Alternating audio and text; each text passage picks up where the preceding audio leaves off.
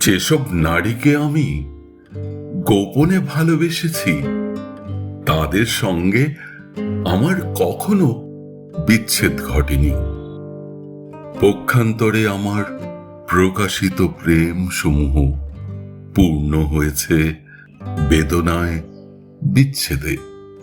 তাই মনে করি প্রকাশিত প্রেমের তুলনায় অপ্রকাশিত গোপন প্রেমই ভালো।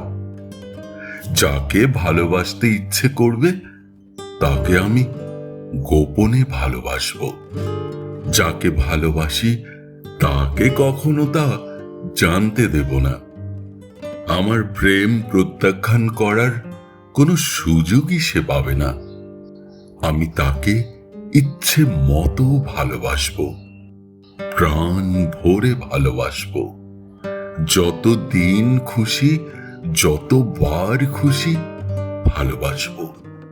এই সিদ্ধান্ত গ্রহণের পর থেকে আমি ভালো আছি।